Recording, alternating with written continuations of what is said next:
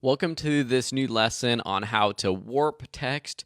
So a quick tip though that I haven't mentioned before is if you're in your zoom tool and you want to zoom in to a specific sort of size, you can click and drag to the left or right. And so you can really kind of get specific with how zoomed in you are rather than kind of like clicking and then using your hand tool to move around.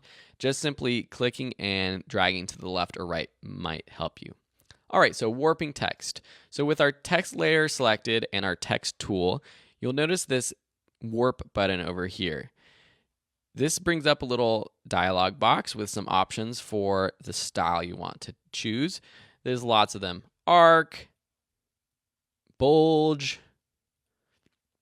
fisheye, all kinds of styles that you can play with. But basically the way it works is you have your basic style and then you can adjust how strong it is. So pretty basic. You can warp the horizontal and vertical distortion and get pretty creative with this kind of stuff. But I just wanted to show you this is a quick and easy way to create sort of a predetermined style. In the next lesson, we are going to see how to align text to a specific line. For example, if you want it to go around a circle or things like that. This is great for creating those kind of badge style graphics, which we'll be actually diving into a project later on in this course. So I just wanted to show you that's the warp tool. The last thing I want to mention while I am going through some of these other options up at the top is this drop down, which we skipped. These are your anti-aliasing options. Sometimes depending on your font, the edges of your text and letters can look a little bit distorted.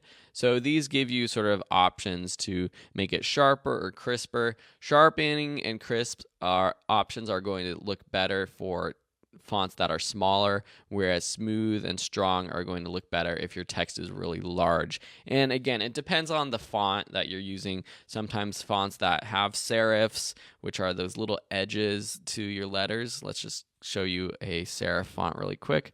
Rockwell, see how this has like those little details at the edge, or like Times is a classic one that has serifs. These things might look a little weird in your graphics, and if that ever is the case, you're saving your photos and you're looking at it closely or zoomed in and you're like, oh, it looks a little distorted, go back to this anti-aliasing effect or option and see if that makes any difference.